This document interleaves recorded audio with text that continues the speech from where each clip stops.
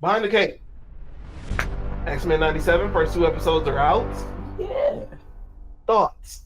I gave a lot of them on Twitter You did. right after I seen Some it. of them prematurely. Well, no, my official thoughts I only gave after. Oh, fair. Fair. Oh, yeah, you had a thread. The animation is still throwing me a little bit. There are times where it's very good. Mm-hmm. There were some anime influences in here at times during the fight scenes, which make them look better. Yeah, which make them look better. Absolutely, colors really pop. For the most part, they stuck to everybody's original costume. Less that of Storm. We'll get to that in a minute. Sure. Let's stick to some positives. Cyclops is an absolute badass. Yeah. Having all of the original voice actors really helps keeping us in the mode of X-Men 97. Yeah. Original theme song, all of that. Like, they worked very hard to put you back in the mind state of X-Men 97. You know what I didn't like, and I thought was hilarious, though, at the same time, was at the very beginning, it seemed like they were attempting to reintroduce all the characters. Sure. So then, like, Storm comes in. She's like, I'm the master of all the elements, Storm. And, like, Cyclops comes in. He's like, they all mention their name. Yeah. Beast is mentioning his name and what he does. I know. Yeah. I was there for the original. You don't have to explain it to me again. Well, they are kind of reintroducing to a new generation. And that's why I thought it was funny. I wasn't trying to be a sticker. Like, you didn't need it, but like everybody else probably. Yeah. I mean, that's how it is sometimes with relaunches or continuations, I guess is the proper term. Yeah. And in this case, a lot of the storylines, the plots are comic accurate. You know, it's canon. Mm-hmm. So we're not doing anything too wacky, except for a few things, and we'll talk about that as well. I'm still talking about positives. Mm-hmm. Also, thought it wasn't a bad idea maybe to start this off without Professor X. Sure. Not a bad deal. Not a bad idea. I mean, obviously he died at the end of the 97 series, but or was presumed to be dead. But I like that they didn't just like retcon out of that or start at a space just beyond that where he came back. Mm-hmm. All right, so negative. I did not really care the lip sync thing, right? Like, so obviously that was just a byproduct of how animation worked back in the 90s. That is not something that they needed to recreate today. It wasn't even something that would probably be natural to recreate today. I almost feel like they would have to work harder to make it not match at this point in how animation is drawn and put together. Bad. Like, they would have had to work to make it not sync up. Yeah. Like, we're doing, like you said earlier, extra work to make it look like it's still in 1997. Like, at that point, now I feel like you're going above and beyond. Like, the visuals, great. All the costumes, same. Mm-hmm. When we get to the point where we're doing the damn kung fu movies, you cannot defeat me. My kung fu is too strong. we doing too much. Yeah, way too much. We're doing too much. So for the most part, we stuck with everybody's original costume except Storm, right? Mm-hmm. Storm has, her costume is the same, but her appearance isn't. Yes. They made her a little bit darker. Great. Cool. Thumbs up on that. Mm-hmm.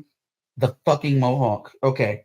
So we're obviously going with the storyline that we're going with. If you watch the first two episodes, you know what happens to her, right?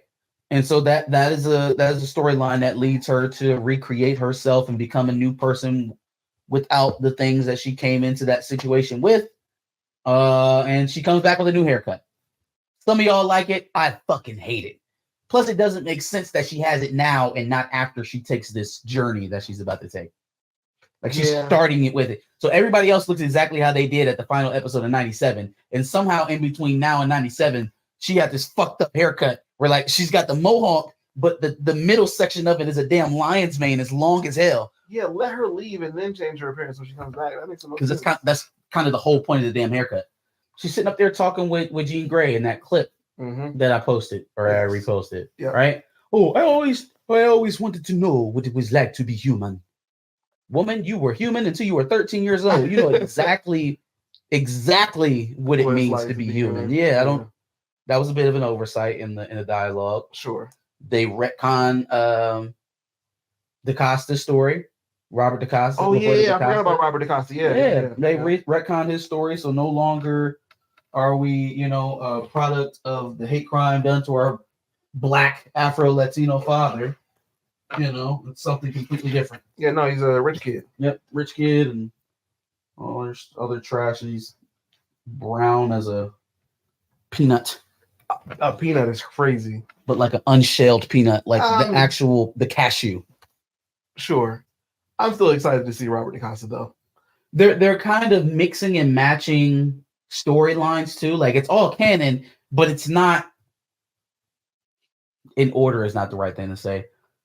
These things aren't necessarily connected to each other. Mm-hmm. So like, I guess the Age of Apocalypse stuff, Madeline Pryor and Magneto and Rogue, all that stuff, that fits, but that doesn't line with the Uncanny X-Men stuff with Storm. That didn't happen at the same time. Yeah. So it just kind of feels like we're meshing it all in, and I would have rather him just pick one and go instead of trying to incorporate all of his favorite storylines at once. Sure.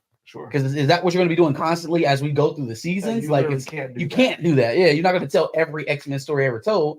So, I don't know. It would have felt like a little bit more focused to me and maybe a little less. But doing that gave you a lot of those shock and awe moments that are a little bit more familiar in the Prime animated stuff. Mm-hmm. So it was a give and take with that. They mixed and matched a lot of storylines, but at the same time, it did give you some of those moments that you weren't necessarily expecting from out of it. So, speaking of X-Men 97, Bo DeMaio was fired. Actually, I think that was last week. That was a couple weeks ago, actually. We didn't even get to it. So, but it may be because of his OnlyFans. Which is nuts. Literally. Pause. Okay. It's so arbitrary what they firing people for, bro. Yeah. It's very arbitrary. Like, you had OnlyFans, you're fired, but you violently choked your wife and threatened to kill her and your children so you can stay. Yep. And you beat your wife. Well, because you play Thanos. You have a long history of beating all your wives. You two can stay, but you accidentally hurt a white woman running out of a car. Oh, well, you obviously got to go. Well, it's because you play Thanos and you play Hawkeye. Oh, you got caught. You got caught messaging a young girl, explicit messages, being a weirdo, being a creep. Nah, stay. The Marvel sucks anyways. It's not going to make a difference. Yeah, but you play a father to one of the characters in this movie. See, like Gina Carano's thing, long shot, Sue. Being fired for unfair business practices or inconsistent, rule or dealing out punishment inconsistently. That is the kind of stuff that opens you up to litigation. Yes. Yep. Because you're not holding any kind of standards all the way through consistently. Nothing that you can walk into court and prove. Yeah. It's all arbitrary. It's all relegated to the situation, to the person, how much you like them. Yep. How much the public likes them, how much the public gives a damn. Mm-hmm. Surprise, surprise. People don't always care when there are victims afoot. Yep. And Black people don't typically fare well in those situations. So, or any minority for that matter. All right. Speaking of that whole situation, Jonathan Majors is supposedly bulking up for a new role. Now, nobody knows what the role is yet, but a new role sounds good. Yeah. I mean, no. Okay. Well, first of all, yes, it's a good thing in general that he's working out for a new role. I guess I'm a little bit more taken back by the news that he's getting sued. Yes. It's a little bit more relevant at the moment, and people just won't just let you live your life and move on. Defamation, assault, and battery, detailing 2 new incidents where he allegedly attacked her. So first of all, the battery shit, it's bullshit because we already tried that in court and that got thrown out. Yes. The assault, iffy, still up for appeal right now, and you just barely got over the threshold for a charge at all, and what you ended up getting was that he unintentionally harmed you. So yes. I don't see a group of reasonable people. Well, I mean, maybe, but not many reasonable people would look at that and say that you deserve a bunch of punitive damages for what amounted to as a felonious accident. Basically. Wait, Um, felonious? Was it not a? Oh no, this was a misdemeanor. So a misdemeanor accident. Accident, yeah. Yeah. Yep. And then the defamation thing, she would one have to prove that it wasn't true, whatever what that she's saying was said, and then two prove that he meant malice and that she lost some sort of reputational or financial value because of it, or that he said it, unless she's referring to like one of Fam, his interviews. If you look at, because I was on the stream with Chillmonger this weekend, and if you when we were reading through the documents, basically everything that Priya Chaudhry said about her. So then that's they actually defamation against Priya Chaudhry. They directly reference what she said in the final arguments, where she was like, "This case is about Grace Jabari's lies, and boy, does she lie." That's in the lawsuit. Again, she's directly quoting the man's lawyer in the lawsuit. That's insane. You want to know how much she's suing for? Oh no. Yes. I'll tell you if you're hot or I'll tell you to go north or south. Oh gosh. 1.5. South. 1. South. $500,000? South. Jesus. $250,000. South. 100,000? South. 50,000. North. 75,000? $75,000 is what she's asking for. $75,000 is what she's asking for. Why? My thoughts is she's probably suing for her salary for that year that she lost for Marvel. Could be. Okay. That's what's in my head. She was a VFX artist working for Marvel. That's probably about what she would be valued at. Sure. Per year salary because she lost her job. Okay. I'm still not giving you a dime. I'm not giving you a fucking dime. Yeah, I'm out of work as well. I'm not giving you a dime. We were in a very toxic, and when I say we, I mean Jonathan Majors and Jabari. We were in a very toxic relationship where we were very dependent on each other emotionally, right? And they used that shit against each other as a weapon, and it all played out in court. Only Grace took that shit a little too far and started feigning suicide, right? Yep. That turned into the police getting called, and now she started trying to save her ass. And now you want me to put $75,000 in your pocket? Yeah. Bye, Felicia. No, bye, Felicia. No. You tried to paint me as an abuser. And then when it didn't work, it got boiled all the way down to, well, he may have accidentally assaulted me, and now you're trying to sue me for assault and battery.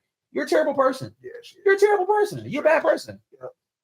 Yep. You got off unscathed. You could have potentially been charged with. Oh, that was part of it too. That. Yeah, the fact that was in the lawsuit too. The fact that he went and filed a complaint against her.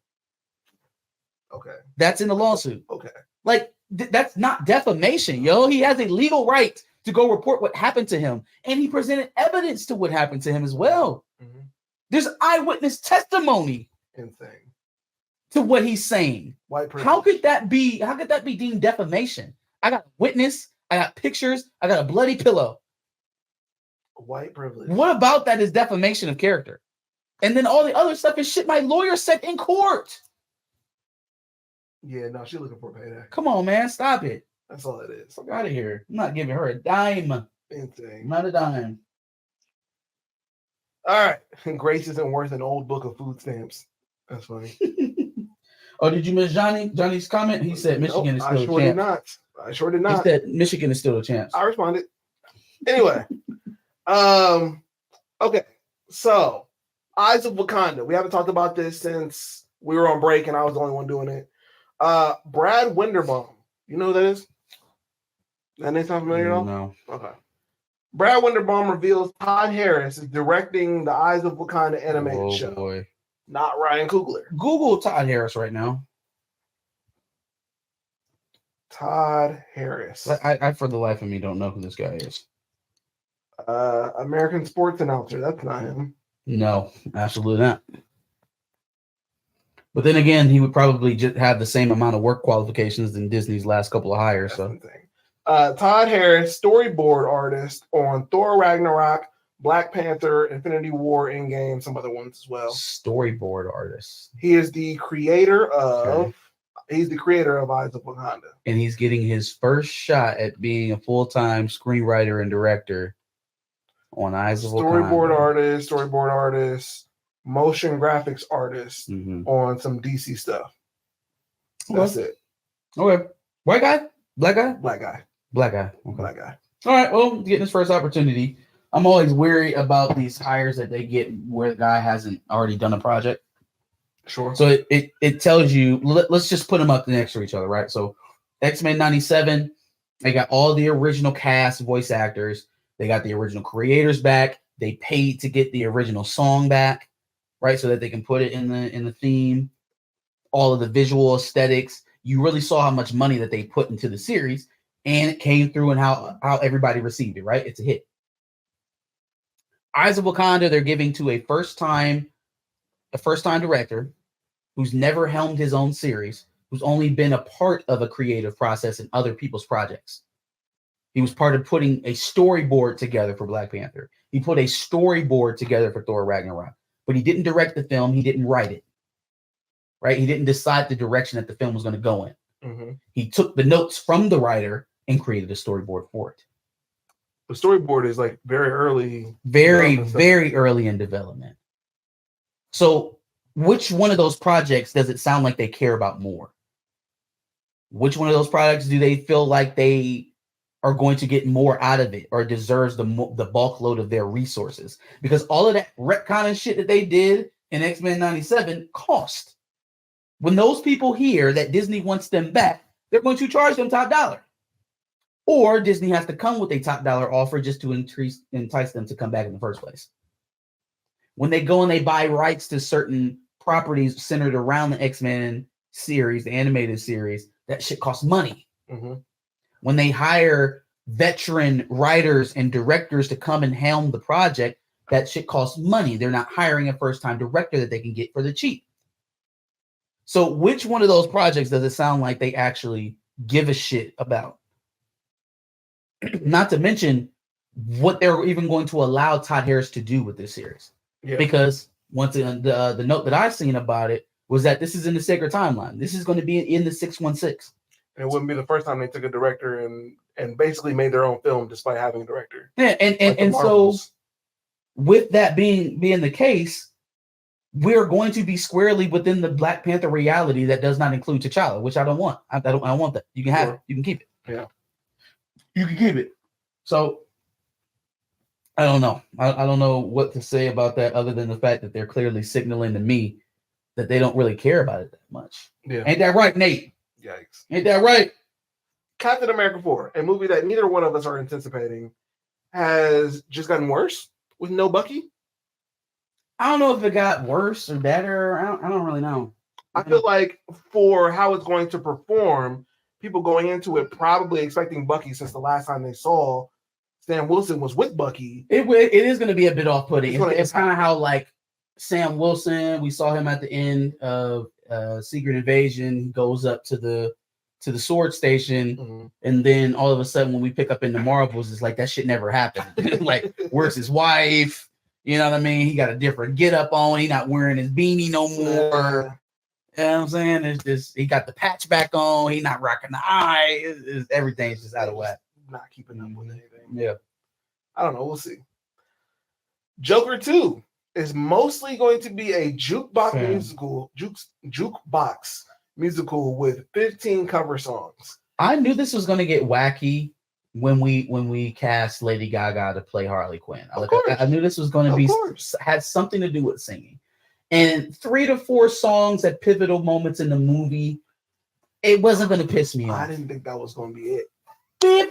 15 songs. I mentioned this. Like an actual musical? Have they lost their fucking minds? They think actually, I think they mentioned it being a musical before all these other musicals started coming out. Yeah. The fucking Color Purple, the Mean Girls. All the Mean Girls was a musical? Yeah, the new Mean Girls. The new one is a musical? Yep. What are they doing? I'm telling you. Was the first Mean Girls the damn musical? No. What? So what? What is this? We're just gonna turn the franchise into a musical. I don't get it, y'all. No, I think with the Joker, it was intended to kind of be like the first one kind of seemed like it was a tragedy play almost. So like let's turn this one into like a musical. But I don't think anybody expected it to be 15 songs worth of musical. That's kind of crazy. This shit better knock my socks off. This shit better absolutely knock my socks off. Otherwise, it is the biggest fumble of $1 billion franchise we've ever seen in the shortest order. In the shortest order. At least it took Black Panther 5 years. No, hold on. Let's see. 2018, and then it came out in 2022. So 4 years. At least it took Disney 4 years to destroy Black Panther. Yes. Okay. It took them. When did Endgame come out? 2019. To the Marvels came out in 2023. No, 2020. Yeah, 2020. Yeah, no. It came out 2019, and the Marvels came out 2023. Okay, so 4 years. It took them 4 years to destroy Captain Marvel as $1 billion franchise. Sure, but that one also shouldn't have been $1 billion. Like we all know, it's $1 billion because it was wedged between. Well, in any case, this will be more impressive than both of those feats. Yes, because there was just absolutely no reason to do this. Unless there's no reason. Unless they kill it. Unless they do, I don't. But why? I don't like nothing about the first movie said. You know what? A bunch of motherfuckers dancing around, singing in unison would really go nice into this right now. Nothing about the set everything off. Nothing about the target audience for Joker screams. I'm so confused as to who they think they're serving with this. Like, where's the intersection between musicals and people who want to see action? Where is the cross section between superhero films and musicals? I hope they show it to me. I'm going to be interested just to see how it all plays out. Yeah, no, I can't imagine Joker fans out here singing show tunes after.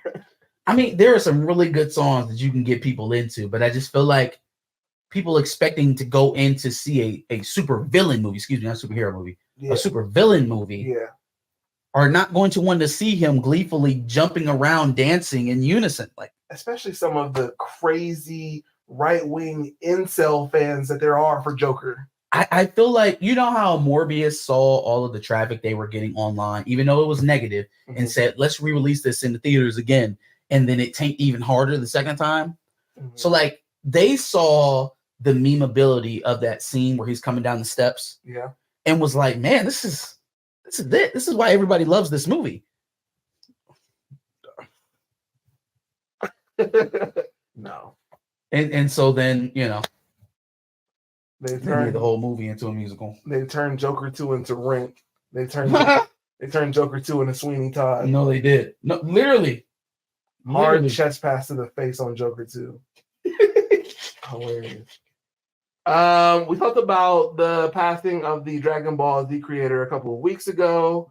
Now it seems like some good news from the Dragon Ball Z front is there's going to be a Dragon Ball Z theme park, which is crazy. Yeah, in Saudi Arabia. So I can't go, but it looks amazing. The trailer show that pulled it up was nuts. And the way that they pitched it was like it's the first entertainment city.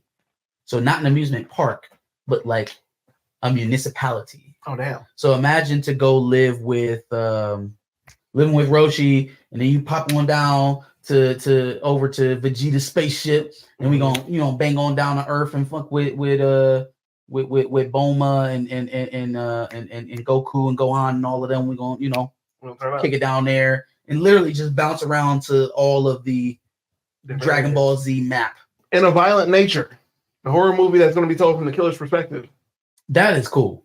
I really want to see that. Like, did you ever really imagine seeing a Jason movie just strictly through Jason's eyes? I want to see a Jason movie through his eyes. Yeah. I think Freddy Krueger would get a little bit crazy. Sure. Just because he'd be popping in and out of reality. Yeah. But like a Jason or a Michael Myers movie, and like, but we don't follow the victims at all. We only follow Michael or Jason. It's like in between killings. What you go fuck off and do? Like when it's daytime outside, what do you do? What does a serial killer do when it's light outside? Just blow it right quick. You feel me? What does Leatherface do in the middle of the country in broad daylight? Show me. You know what I'm saying? We know Jeepers Creepers don't give a fuck any type of day. He popping out on anybody. He's sliding any time of day. Yeah. But Leatherface, Jason, Michael Myers, whatever idiot is wearing the Scream costume at that given moment. Sure. What do y'all do in the daytime? Yeah. That's interesting. Really interesting concept. The first Friday the 13th was kind of tough with through the mom's eyes. Yes, right? Yeah.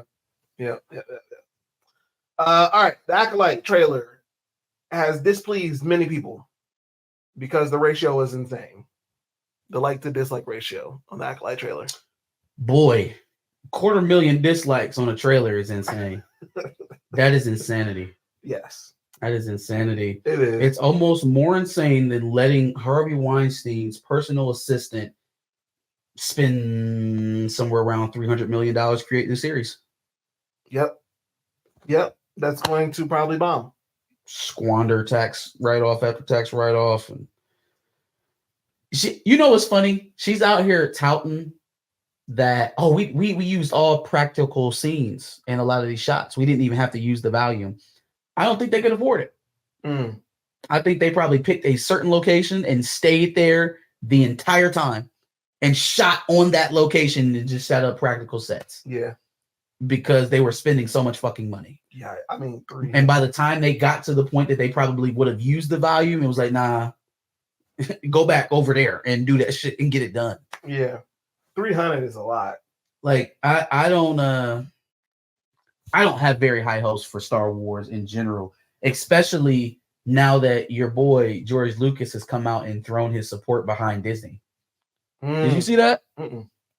So Disney's having more board fighting, right, with Nelson Peltz and Ike Perlmutter on that side, and then Bob Iger and the rest of the board members on the other.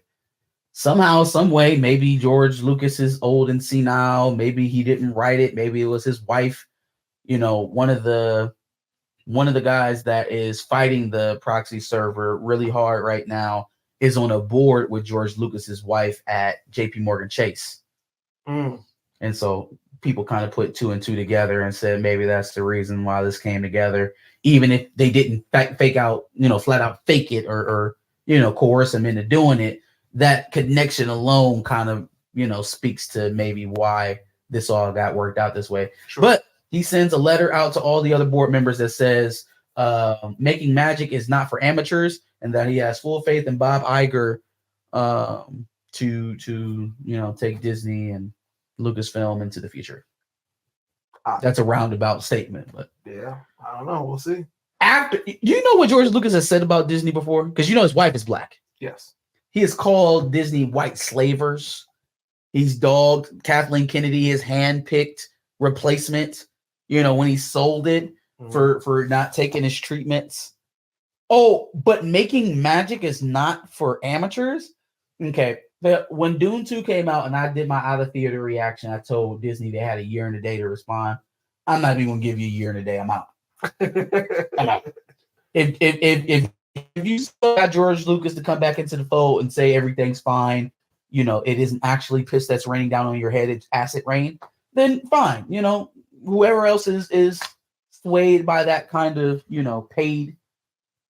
paid celebration or paid quote, then take it and run with it. Yeah. I'm not here for that. I know what George Lucas, when he was of a sane mind, said about Disney, and there would have been nothing that changed at Disney in regards to Lucasfilm that could a gap could have been bridged between George Lucas and Disney. Hell, the man was just on stage embarrassing the fuck out of Kathleen Kennedy for the Indiana Jones shit with Steven Spielberg like less than a year ago. Yeah. So don't tell me that George Lucas all of a sudden fucks with Kathleen Kennedy or fucks with Bob Iger or fucks with Disney in any regard. Yeah. Okay, this is either his wife or he did a favor for his wife's friend. Not to mention, he's made, even though we all hate where Star Wars is at, he's made money hand over fist with Lucasfilm. So even if he didn't actually feel this way, it would still behoove him to stick with the people that made him the money. But however the situation came about, I'm done with it. Because there's nobody at the upper echelon levels, not even Favreau or Filoni, that has the balls or the gall to fight for the Star Wars that I want to see. The Star Wars I want to see is being put on screen by Dune. Okay, so I'm going to stick with that. For sure. The trailer for the Penguin dropped. I've not seen it yet, but did you see it? What's that? The Penguin? I did see the Penguin trailer. It looks all right. Looks pretty good. Does it? Looks okay. Okay. But definitely give it a shot. Colin Farrell is always a must. Well, mostly a must. Sure. Yeah, I'm down for it. Yeah. No, I'll definitely try to watch that. Now let's see what they do if they actually, put a Batman in the series, or if this is going to be pre-year one of Batman. I think they'd have a better time doing that. Yeah. Going more with the crime boss, crime family aspect. This is before year one of Batman. Bruce is still fucking off with the League of Shadows or something. Mm-hmm. Okay. And then Ghostbusters dropped.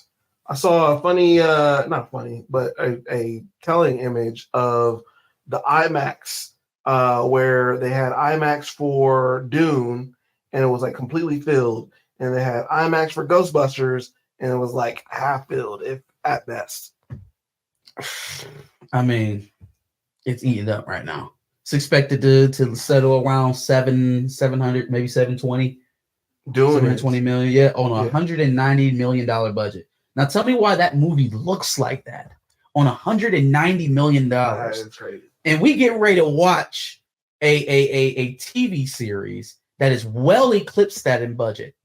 Well eclipsed it by pretty close to $100 million. Mm-hmm.